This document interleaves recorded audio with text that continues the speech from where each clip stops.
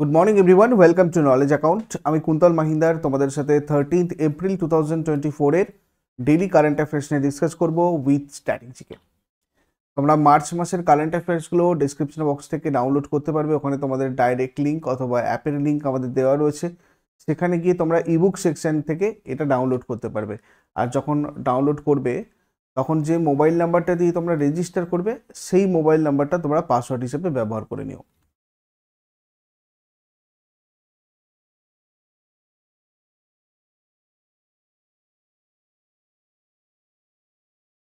প্রথম প্রশ্ন যেটা দেখবো আমরা, লাক্ষাদ্বীপে ব্রাঞ্চ খোলা প্রথম প্রাইভেট ব্যাংক কোনটা?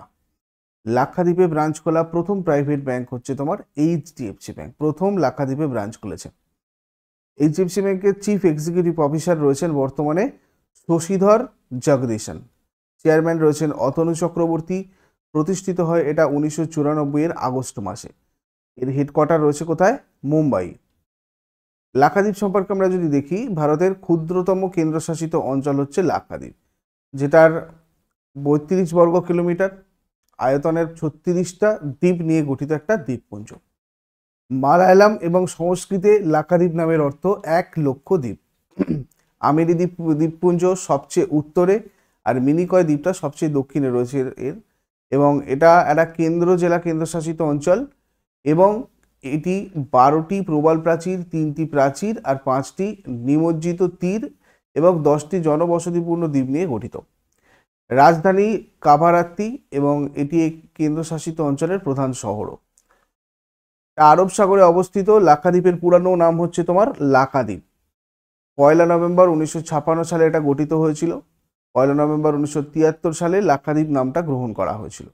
অফিসিয়াল ল্যাঙ্গুয়েজ যদি দেখি, মালায়ালাম রয়েছে, ইংরাজি রয়েছে। কেন্দ্রশাসিত অঞ্চল কোচিতে কেরালা হাইকোর্টের এখতিয়ারের অধীনে এটা আসে। মালদ্বীপ লাক্ষাদ্বীপের সবচেয়ে কাছের দেশ।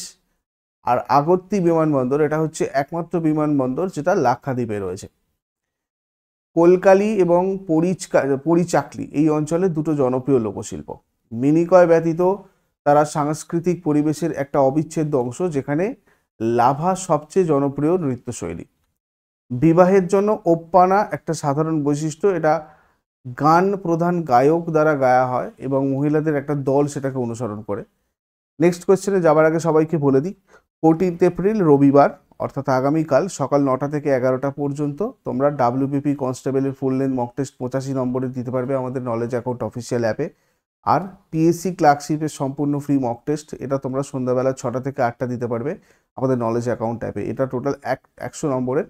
তো ডেসক্রিপশন বক্সে অ্যাপের লিঙ্ক তোমরা পেয়ে যাবে, অথবা এই টেলিগ্রাম চ্যানেলে জয়েন করে নাও। এ ব্যাপারে তোমরা আরও ডিটেলস ওখানে জানতে পেরে যাবে।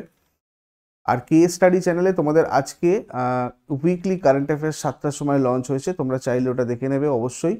উইকলি কারেন্ট অ্যাফেয়ার্স তোমাদের প্রত্যেক শনিবার 7টার সময় কে স্টাডি চ্যানেল এটা হচ্ছে, এবং 7টার সময় অন্যান্য দিন তোমাদের এখানে স্ট্র্যাটেজিকের পুরো টপিকগুলো কভার করা হচ্ছে, এবং সেগুলোর লিঙ্কগুলো তোমাদের এই টেলিগ্রাম চ্যানেলে আছে। তোমরা টেলিগ্রাম চ্যানেল থেকে গিয়েও সেগুলো দেখতে পারো।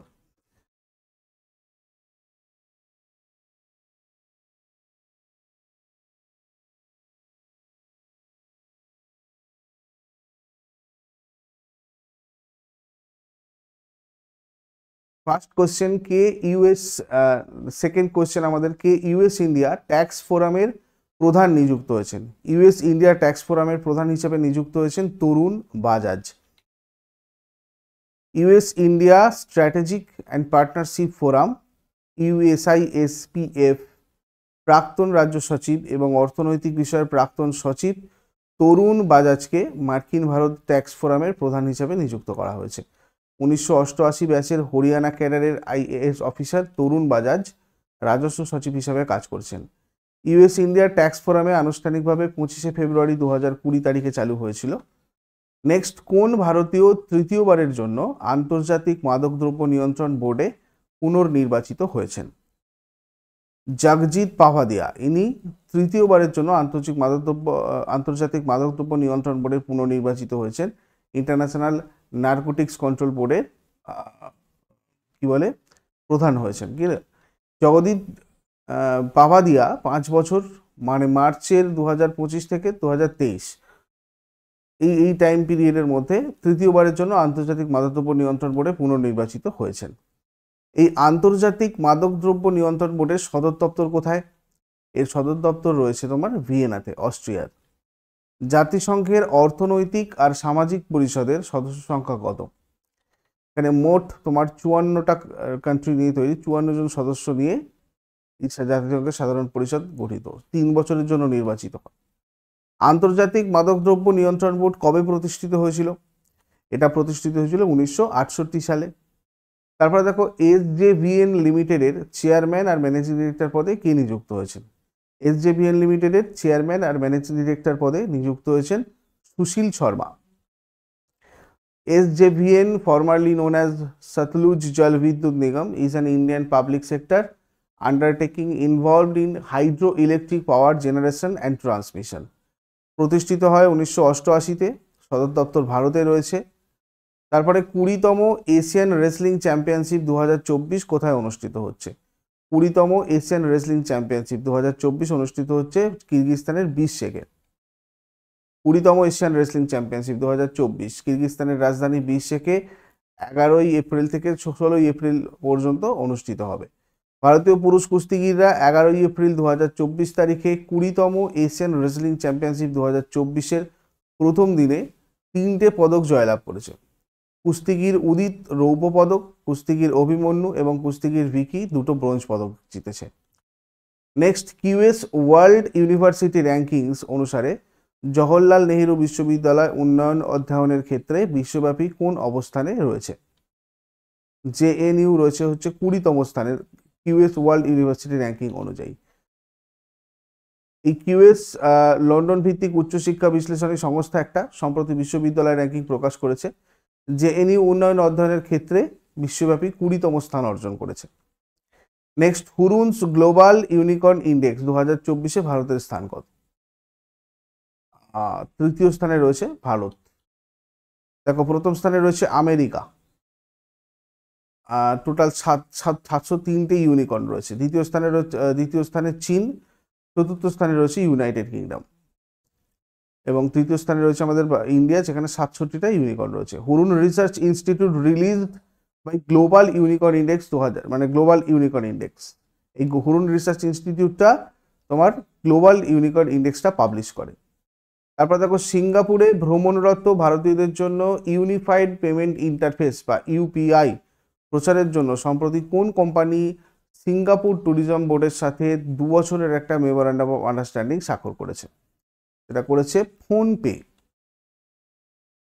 সিঙ্গাপুরের ট্যুরিজম বোর্ড পর্যটনের জন্য একটা প্রধান উন্নয়ন সংস্থা। সিঙ্গাপুরে ভ্রমণরত ভারতীয়দের জন্য ইউনিফাইড পেমেন্ট ইন্টারফেস প্রচারের জন্য ফোনপের সাথে একটা 2 বছরের সমঝোতা স্মারক বা মেমোরান্ডাম অফ আন্ডারস্ট্যান্ডিং স্বাক্ষর করেছে। এই মেমোরান্ডাম অফ আন্ডারস্ট্যান্ডিং গ্রাহকদের তাদের বিদ্যমান ভারতীয় ব্যাংক অ্যাকাউন্ট থেকে সরাসরি ভারত আর সিঙ্গাপুরের মধ্যে ক্রস বর্ডার লেনদেন করার অনুমতি দেয়। ফোনপের প্রতিষ্ঠাতা সমীর নিগম, বুর্জিন ইঞ্জিনিয়ার এবং রাহুল চারি, আর এর চিফ এক্সিকিউটিভ অফিসার হচ্ছেন সমীর নিগম। মূল সংস্থা হচ্ছে ওয়ালমার্ট, সদর দপ্তর মহারাষ্ট্র। প্রতিষ্ঠিত হয় 2015-তে। কে সামুদ্রিক খাতে অনুকরণীয় অবদানের জন্য সম্প্রতি বন্দর জাহাজ আর জলপথ মন্ত্রক দ্বারা সাগর সম্মান বরুণ পুরস্কারে ভূষিত হয়েছেন? সাগর সম্মান বরুণ পুরস্কারে ভূষিত হয়েছেন ধীরেন্দ্র কুমার সান্যাল। দেখো, এখানে সাগর সম্মান বরুণ অ্যাওয়ার্ড এটা পেয়েছে Dhirendra Kumar Sanyal, highest honour of outstanding and sustain contributions to the Indian maritime sector. Sagar Samman award for excellence পেয়েছেন captain Kamal Kant Chowdhury, recognizes consistently excellent contributions to the maritime sector. Sagar Samman award for gallantry এটা পেয়েছেন captain Subir Saha and captain Om Dutta, honours acts of gallantry by Indian seafarers encouraging emulation of their exemplary conduct. তারপরে হচ্ছে central reserve police force বা CRPF বীরত্ব দিবস বা শৌর্য দিবস 2024 ভারত জুড়ে কবে পালন করেছিল? এটা পালন করেছিল 2024-এর 9 এপ্রিলে। সেন্ট্রাল রিজার্ভ পুলিশ ফোর্স বীরত্ব দিবস 2024, শৌর্য দিবস 2024 নামেও পরিচিত। এটা 1965 সালে গুজরাটের কচ্ছের রণে সর্দার পোস্টের যুদ্ধের সময় মানে সিআরপিএফ সৈন্যদের দ্বারা প্রদর্শিত অসাধারণ বীরত্বের স্মরণে 9 এপ্রিল 2024 তারিখে ভারত জুড়ে এটা পালন করা হয়েছে। দিবসটার উদ্দেশ্য হচ্ছে সিআরপিএফ কর্মীদের সম্মান জানানো আর দায়িত্ব পালনে প্রাণ হারানো শহীদদের প্রতি শ্রদ্ধা জানানো। এই 9 এপ্রিল 2024-এ 59তম সিআরপিএফ বীরত্ব দিবস পালন করলো। এই সেন্ট্রাল রিজার্ভ পুলিশ ফোর্স যদি আমরা দেখি, ডিরেক্টর জেনারেল রয়েছেন এর অনিশ দয়াল সিং বর্তমানে, আর হেডকোয়ার্টার এর নিউ দিল্লিতে রয়েছে। এরপরে আগের দিনের হোমওয়ার্কগুলো সবাই মিলিয়ে নাও। চৌরি চৌরার ঘটনা কোন আন্দোলনের অবসান ঘটায়? এটা হয়ে যাবে অসহযোগ আন্দোলন। আর সোনার অলংকার পরিষ্কার করতে ব্যবহার করা হয় নাইট্রিক অ্যাসিড, সোনার অলংকার পরিষ্কার করতে। এছাড়া আজকে তোমাদের হোমওয়ার্ক থাকবে ধনেখালি কি জন্য বিখ্যাত, পশ্চিমবঙ্গের প্রাচীনতম ইস্পাত কেন্দ্র কোনটা। এগুলো শেষকালে কমেন্টে জানাও।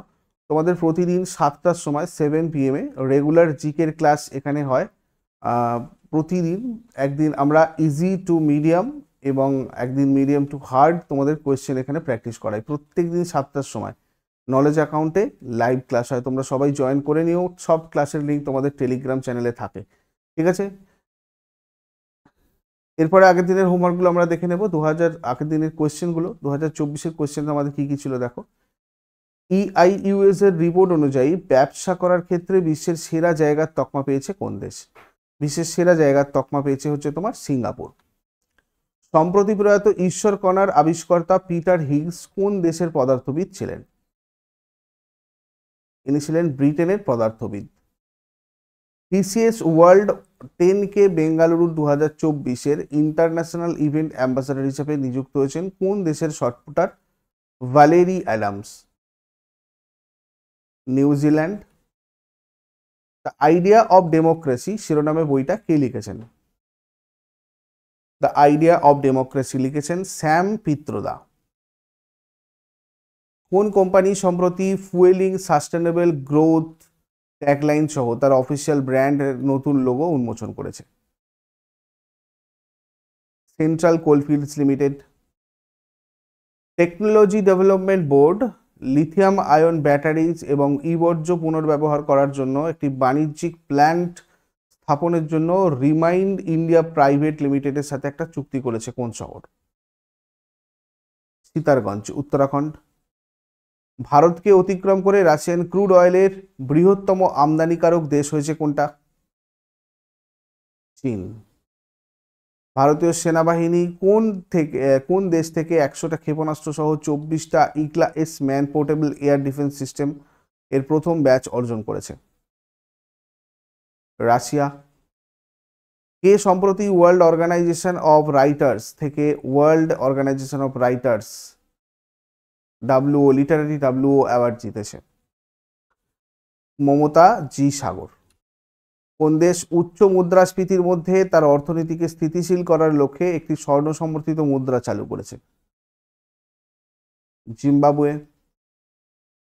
2025 সালে 69তম অধিবেশনে সভাপতিত্ব করার জন্য জাতিসংঘের commission on status of women তারা সম্প্রতি কোন দেশকে নির্বাচিত করা হয়েছে? সৌদি আরব। এগুলো ছিল তোমাদের আগের দিনের প্রশ্ন। ইউজফুল বলে মনে হলে অবশ্যই সবাই লাইক করো, বন্ধুদের সাথে শেয়ার করো। আর যারা নতুন রয়েছে প্রতিদিন সকাল 6টার সময় ডেইলি কারেন্ট অ্যাফেয়ার্সের আপডেটের জন্য নলেজ অ্যাকাউন্টকে সাবস্ক্রাইব করে বেল আইকন প্রেস করে অলে ক্লিক করে রাখো। Thank you so much. Next ক্লাসে আবার সবার সাথে কথা হচ্ছে। Have a great day.